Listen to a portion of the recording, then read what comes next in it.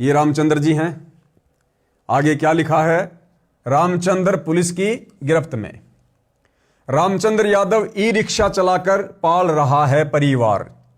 बादली विधायक को अभद्र भाषा का प्रयोग कर धमकाने वाला रामचंद्र यादव सामान्य परिवार से है। मूल रूप से कानपुर का रहने वाला है। मौजूदा समय में यह कानपुर में ही ई रिक्शा चलाकर अपना परिवार पालता है। इसके 2 बच्चे हैं जो दिल्ली में पढ़ते हैं। भाई और बहनों, शिक्षा लेनी है हमने। शिक्षा, दुनिया का मार्ग और भक्ति मार्ग, इस मार्ग में रात और दिन का अंतर होता है।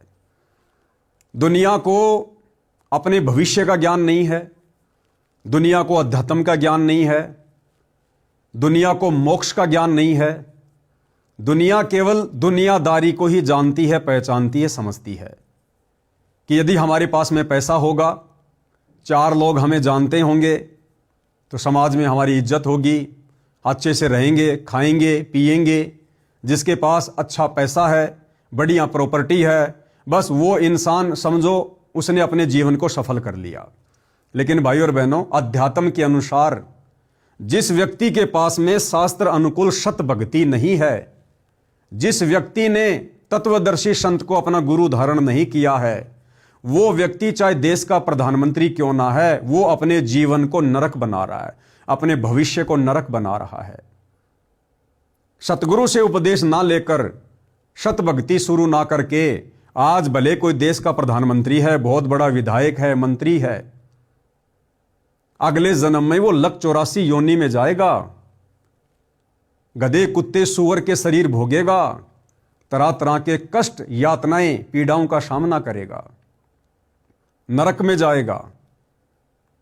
फिर कभी मनुष्य जन्म मिला, फिर ना जाने वो मंत्री रहे ना रहे, कैसा जीवन मिले। आज आप देख रहे हैं रोडों पर किस प्रकार से मनुष्य जन्म प्राप्त करके भी लोग सारा दिन दिए बाबा, दिए बाबा, 2 पैसे के लिए सारा दिन दुनिया का मुंह देखते रहते हैं।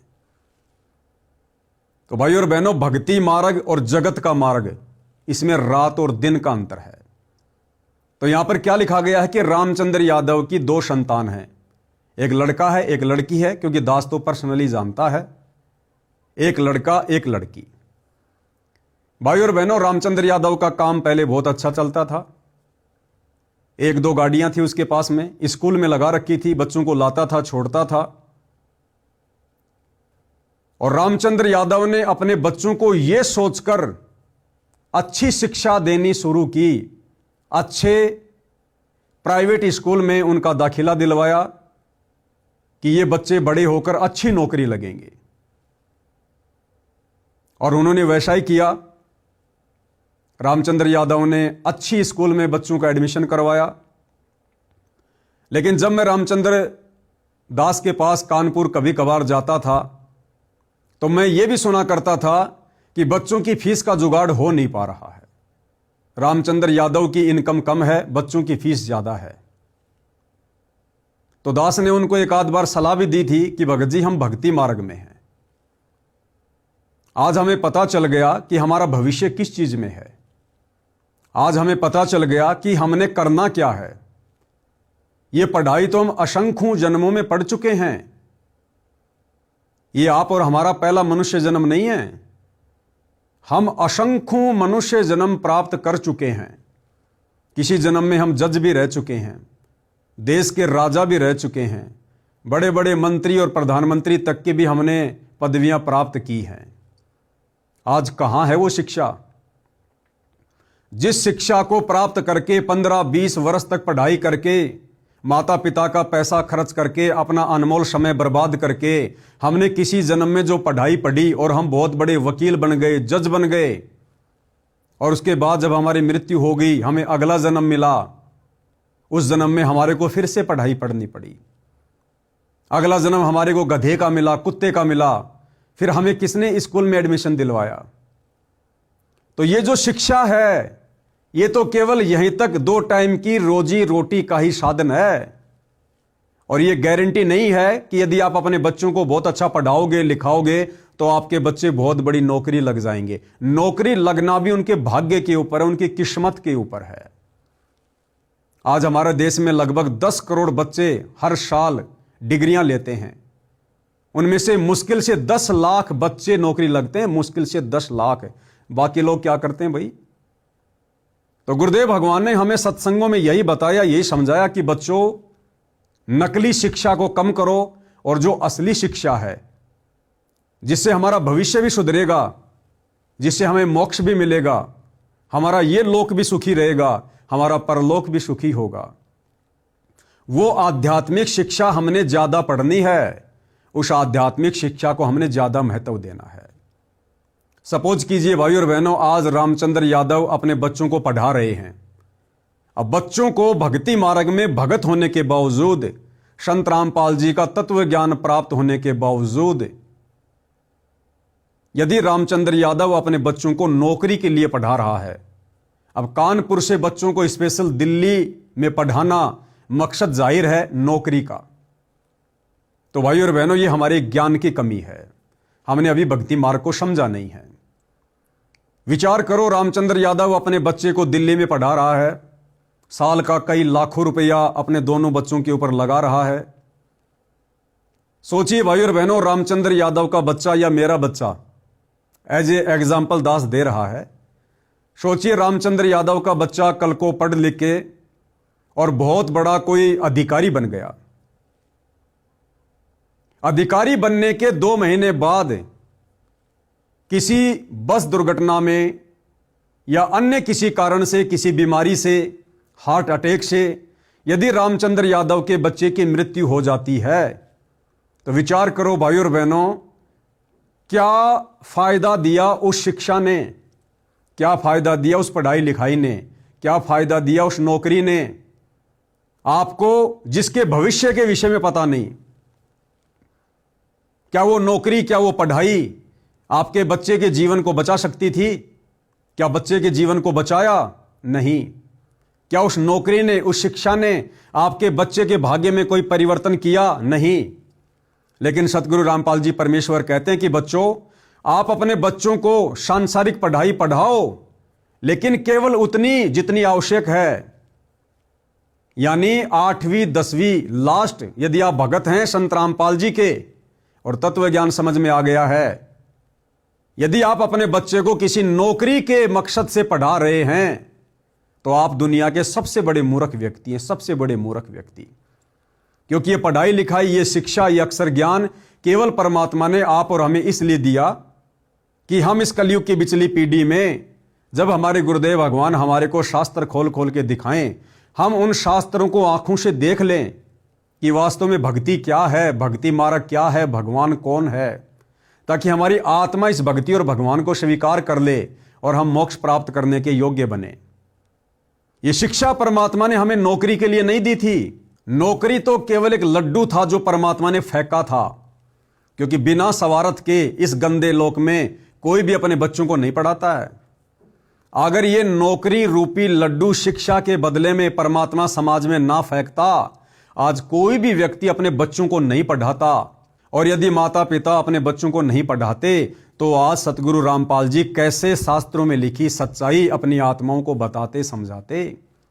तो नौकरी केवल एक लड्डू के रूप में परमात्मा ने समाज में फेंका, ताकि नौकरी के चक्कर में, नौकरी के लालच में ये माता पिता अपने बच्चों को पढ़ा दें, शिक्षित उनको करवा दें, और ये शिक्षा फिर सतगुरु रामपाल जी के काम आ जाए। और आप और हमने क्या किया भाई और बहनों, केवल नौकरी को माध्यम बनाकर ही बच्चों को पढ़ाना शुरू कर दिया, और दुनिया भर के सब्जेक्ट जो हमारे किसी मतलब के नहीं, बीरबल, अकबर, बाबर, हुमायूं, पानीपत की लड़ाई, फलानी लड़ाई, हमारे किसी मतलब की नहीं। आज वो टॉपिक हमारे किसी काम नहीं आ रहे हो। तो कहने का मतलब भाई और बहनों, यदि हम भगत हैं संत रामपाल जी के, तत्व ज्ञान समझ में आ रहा है, तो हमने अपने बच्चों को 8वीं 10वीं से ज्यादा नहीं पढ़ाना है। बच्चों को अक्षर ज्ञान हो जाए, थोड़ा बहुत व्यावहारिक ज्ञान हो जाए, बहुत है। अपनी तीनों समय की आरती बच्चा भक्ति बोध हाथ में लेके पढ़ना सीख जाए, समझ जाए, इससे ज्यादा हमने बच्चों को इंजीनियर नहीं बनाना, डॉक्टर नहीं बनाना। हमारा मूल टारगेट क्या है, मूल मकसद क्या है? सतगुरु के ज्ञान को अच्छे से समझकर, मर्यादाओं में रहकर भक्ति करके इस गंदे लोक से बाहर निकलना। हमारा मकसद डॉक्टर बनना, इंजीनियर बनना नहीं है, बड़ी बड़ी कोठी बनाकर अपनी प्रभुता दिखाना नहीं है। गुरुदेव भगवान ने बताया कि यह काम वो करेंगे जो भक्ति नहीं करेंगे। जिसने डॉक्टर बनना है, इंजीनियर बनना है, अधिकारी बनना है, देश चलाना है, ये वो लोग करेंगे जो लोग भक्ति नहीं करेंगे। यदि हमारे बात समझ में आ गई है तो हमने अपनी भक्ति सफल करके इस गंदे लोक से बाहर निकलना है। तो सतगुरु रामपाल जी भगवान ने हमें बताया कि बच्चों को केवल सामान्य शिक्षा दो। नौकरी के मकसद से भगत ने बच्चे को पढ़ाना ही नहीं चाहिए। जगत की सोच और भगत की सोच, इसमें 36 का आंकड़ा होता है, 36 का आंकड़ा। यदि कोई आम जगत का सामान्य व्यक्ति जो संत रामपाल जी के भक्ति विधान से, सत्संगों से अपरिचित है, यदि ये वीडियो देख रहा होगा तो वो यही सोचेगा कि पवनदास तो बड़ा मूर्ख किस्म का प्राणी है, शिक्षा के विरोध में है, नौकरी के विरोध में है। भैया हम शिक्षा के विरोध में नहीं है। संत रामपाल जी का भक्ति मार्ग और आप जैसे जगत वाले भाई बहनों की सोच, इसमें 36 का आंकड़ा है, 36 का आंकड़ा। जब तक आप संत रामपाल जी के सत्संग नहीं सुनोगे, भक्ति मार्ग से परिचित नहीं होगे, आप नहीं समझ पाओगे ये क्या खेल है, ये क्या मैटर है। हमने तो इस गंदे लोक से बाहर निकलना है। हम ठोकर मारते हैं प्रधानमंत्री की पोस्ट को, हम ठोकर मारते हैं डॉक्टर इंजीनियर की पोस्ट को। हम असंख्य मनुष्य जन्म प्राप्त करके डॉक्टर भी रह चुके हैं, इंजीनियर भी रह चुके हैं, प्रधानमंत्री भी रह चुके हैं, लेकिन हमारी गति नहीं हुई, हमारी दुर्गति हुई।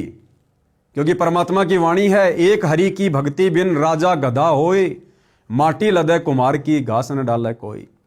इस पृथ्वी का राजा तो छोड़िए, देवताओं का राजा इंद्र भी मरने के बाद में सीधा गधे की योनि में जाता, गधे की योनि में। तो क्या काम आई वो इंद्र की पदवी, वो राजा की पदवी, वो बड़ी बड़ी डिग्रियां हमारे। तो भाई और बहनों, आप और हमने इस पचड़े में बिल्कुल नहीं पढ़ना है। और यदि कोई व्यक्ति पढ़ रहा है और साथ में सतगुरु रामपाल जी का भगत है और मर्यादा में रहकर भक्ति कर रहा है, तो भाई और बहनों, इस मर्यादित भक्ति के कारण सतगुरु रामपाल जी, यदि भगत के भाग्य में मृत्यु होनी है, एक्सीडेंट होना है, परमात्मा उसको भी टाल देगा। तो बताओ कौन सी शिक्षा ज्यादा महत्वपूर्ण है, ये रोजी रोटी वाली, नौकरी पेशे वाली शिक्षा या सतगुरु रामपाल जी की भक्ति वाली आध्यात्मिक शिक्षा? तो आप और हमने तो सतगुरु रामपाल जी वाली आध्यात्मिक शिक्षा को ज्यादा महत्व देना है। अब रामचंद्र यादव के दोनों बच्चे या अन्य बहुत सारे भगत भाई बहन होंगे जो सतगुरु रामपाल जी के भक्ति मार्ग को अच्छे से ना समझकर अपने बच्चों को किताबी कीड़ा बना के रखे हैं। दिन रात उनको कहते हैं पढ़ो पढ़ो पढ़ो, अच्छे नंबर लाओ, नौकरी लगो, नौकरी लगो। अब विचार करो भाई और बहनों, हमने करवाना क्या चाहिए था बच्चों से, हम करवा क्या रहे हैं। ये लास्ट का समय चल रहा है। सतगुरु रामपाल जी ज्यादा दिन के मेहमान नहीं है इस पृथ्वी लोक में। और जिस दिन सतगुरु रामपाल जी के पावन चरण कमल इस पृथ्वी लोक से चले जाएंगे, यानी जिस दिन सतगुरु रामपाल जी लीला समाप्त करके सतलोक चले जाएंगे, उसी दिन से मोक्ष मार्ग बंद, केवल भक्ति मार्ग चलेगा। हजारों साल मनुष्य जन्म प्राप्त करते रहो, भक्ति करते रहो, सुख प्राप्त करते रहो, मोक्ष नहीं मिलेगा। अगर सतलोक जाना है, पूर्ण मोक्ष प्राप्त करना है, तो सतगुरु रामपाल जी की भक्ति मर्यादा में रहकर इस कदर अपने गुरु को प्रसन्न करो कि धरती पर रहते सहते गुरु तुम्हें सतलोक भेज दे। अन्यथा सतगुरु के सतलोक जाने के बाद मोक्ष की उम्मीद मत करना। तो इस ज्ञान को आधार बनाकर हमने बच्चों को क्या शिक्षा दिलवानी थी? आध्यात्मिक शिक्षा। आज उन भगत भाई बहनों के बच्चे, जिन बच्चों को रोजी रोटी के मकसद से, नौकरी के मकसद से वो पढ़ा रहे हैं, बड़ी बड़ी स्कूलों में बड़ी बड़ी कोचिंग करवा रहे हैं, महंगी महंगी फीस दे रहे हैं। अब विचार करो भाई और बहनों, बच्चे क्या पढ़ रहे हैं? बच्चे क्या पढ़ रहे हैं वहां? 10-10, 12-12 घंटे उन कागज के टुकड़ों में अपनी आंखें काली कर रहे हैं। पानीपत की लड़ाई कब हुई, कुरुक्षेत्र की लड़ाई कब हुई, सोमनाथ का मंदिर किसने लूटा, अकबर कौन था, बीरबल कौन था, बाबर कौन था, कौन सी लड़ाई कौन से साल में लड़ी गई। अरे हमारे क्या काम आएंगी ये चीजें? 10-12 घंटे उन फालतू के टॉपिक के ऊपर हम अपने बच्चों का अनमोल समय और एक एक बेशकीमती सांसें बर्बाद करवा रहे हैं। वो समय हमने परमात्मा की भक्ति में लगवाना है, परमात्मा की भक्ति में। आज आप अपने बच्चों को कह रहे हो बच्चों पढ़ो पढ़ो, और जितना ज्यादा बच्चे उन कागज के टुकड़ों में आंखें काली कर रहे हैं। आप बड़े प्रसन्न होते हैं, मेरा बेटा रोजाना 10 घंटे पढ़ता है, रात को जब आंख खुल जाती है तुरंत पढ़ने में लग जाता है। और भक्ति आप अपने बच्चे से 1 घंटे भी ढंग से नहीं करवा रहे, 1 घंटे भी, तो आप भी परमात्मा के दोषी बन रहे हैं। तो वही गलती यहां रामचंद्र जी ने की, और हमने शिक्षा यह लेनी है भाई और बहनों, हमने ये गलती नहीं करनी है। साध संगति से जुड़े सत्सेवक भाई बहन यदि अपने बच्चों को महंगे महंगी स्कूल में पढ़ा रहे हैं, यदि महंगी महंगी फीस भर रहे हैं, यदि नौकरी के मकसद से पढ़ा रहे हैं, तो भाई और बहनों आप सतगुरु रामपाल जी के भगत की श्रेणी में अभी तक नहीं हैं। अभी तक आपको सतगुरु रामपाल जी का ज्ञान समझ में नहीं आया है। जो पैसा हम व्यर्थ में एक नौकरी के मकसद से महंगी महंगी फीस भरने में व्यर्थ में गवा रहे हैं, अरे 10वां अंश अपने गुरु को दान करते समय तो हमारी जो है खोपड़ी में खुजली शुरू हो जाती है, और वहां लाखों रुपया साल का महीने का हम बर्बाद कर रहे हैं, जिस नौकरी की कोई गारंटी भी नहीं है। और सतगुरु कहते हैं बच्चों 1 रुपया दोगे 1000 गुना देगा परमात्मा, 1000 गुना करके। इसका मतलब अभी हम ज्ञान से पूर्णतया परिचित नहीं हैं। तो सत्सेवक भाई बहन इस बात का विशेष तौर पर ध्यान रखे, क्योंकि भाई और बहनों मैं पवन दास उतना ही बोलता हूं, वही बोलता हूं जो मेरे गुरुदेव के विधान में है और जिन बातों पर मैं पहले अमल करता हूं।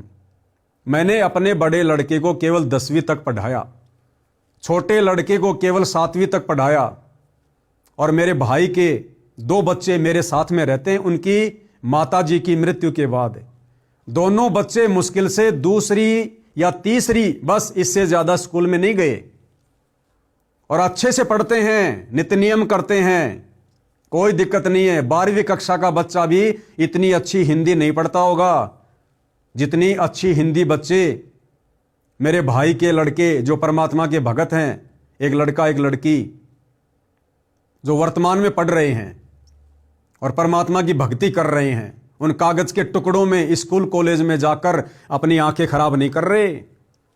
अरे क्या बताया गुरुदेव ने हमें, कहता हूं कहीं जात हूं कहूं बजाकर ढोल। ये ढोल बजाने वाली बात क्यों कही परमात्मा ने वाणी में, कि मूर्ख किस्म के प्राणी मेरे सत्संगों को सीरियस नहीं लेते, हल्के में ले रहे हैं। इसलिए परमात्मा कहते हैं कहता हूं कहीं जात हूं कहूं बजाकर ढोल, कि मैं चिल्ला चिल्ला के कह रहा हूं, नादानो चीख चीख के कह रहा हूं।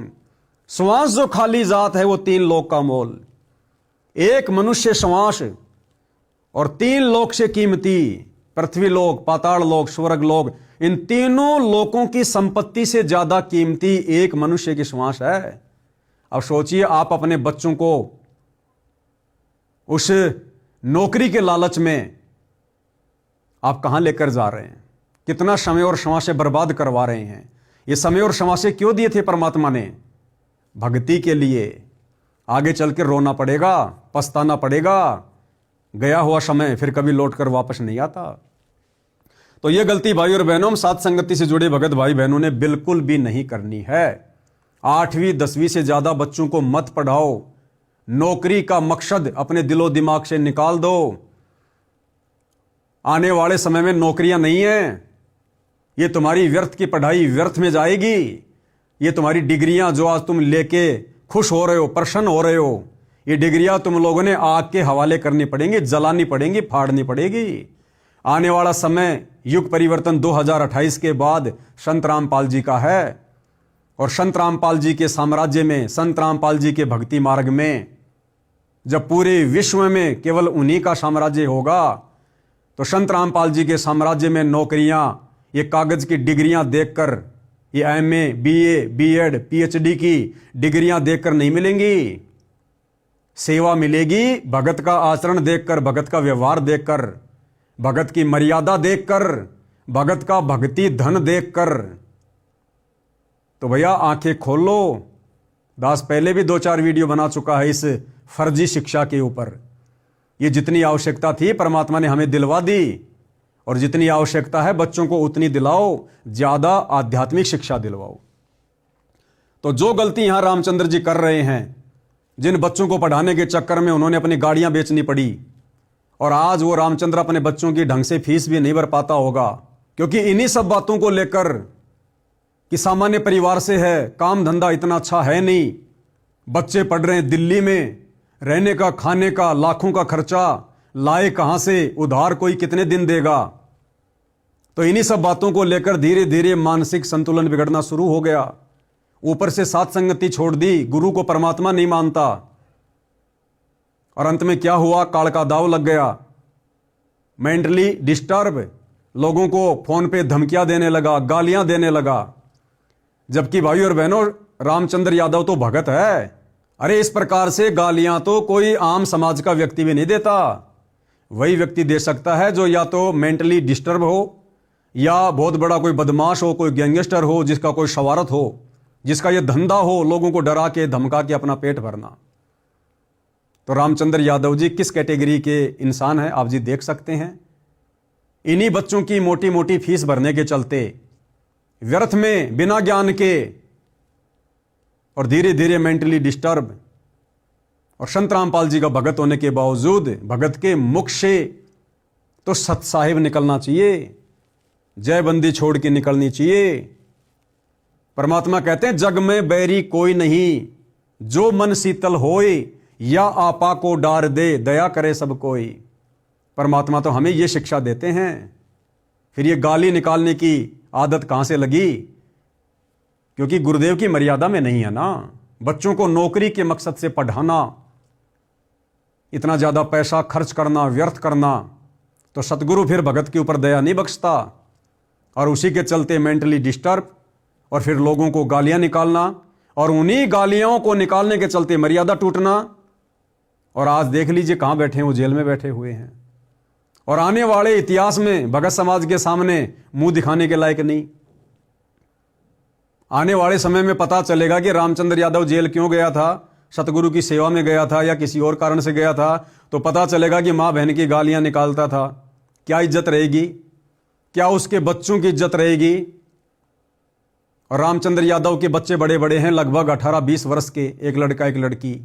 अब आप खुद ही विचार करो, एक तरफ तो रामचंद्र यादव अपने बच्चों को उच्च शिक्षा दे रहा है, लेकिन संस्कार, अरे संस्कार के बिना शिक्षा क्या काम की? और सरेआम रामचंद्र यादव सोशल मीडिया पर, अपने फेसबुक आईडी पर ऑडियो डाल रहा है मां बहन की गालियों वाली। क्या उसकी लड़की मोबाइल नहीं रखती होगी? क्या उसका लड़का मोबाइल नहीं रखता होगा? क्या उसकी लड़की वो गालियां नहीं सुनेगी? क्या उसका लड़का नहीं सुनता होगा? तो शिक्षा दे रहे हो लेकिन संस्कार नहीं दे रहे, क्या फायदा फिर उस शिक्षा का? तो यहां पर भाई और बहनों, टोटल जो ये दाव लगा है काल का, क्यों लगा है? सतगुरु की मर्यादाओं में ना रहने के कारण, सतगुरु के ज्ञान को अच्छे से ना समझकर, और इस भक्ति मार्ग पर अपनी मनमानियां करने के चलते। तो भाई सत्सेवक भाई बहनों ने बिल्कुल भी भूलकर भी ऐसी गलती नहीं करनी है।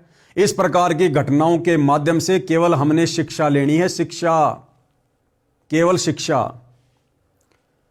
इसके 2 बच्चे हैं जो दिल्ली में पढ़ते हैं, बताते हैं कि पहले इसके पास 3 गाड़ियां थी। देखो क्या लिख रहा है, पहले इसके पास 3 गाड़ियां थी जो इसने बेच दी। क्यों बेच दी भाई? केवल बच्चों को पढ़ाने के लिए, केवल बच्चों को पढ़ाने के लिए, शिक्षा दिलाने के लिए। जिस शिक्षा में यह कन्फर्म नहीं है कि नौकरी लगेगी, जिस शिक्षा में यह कन्फर्म नहीं है कि बच्चा कितनी लंबी उम्र जिएगा। अरे भविष्य का पता है क्या? 1 सेकंड का नहीं पता आगे का। फिर क्यों हम व्यर्थ में बच्चों का दिमाग खराब कर रहे हैं? बच्चों को क्या पता अपने भविष्य का? लेकिन माता पिता ने भगत होने के बावजूद उनको बताना चाहिए, समझाना चाहिए।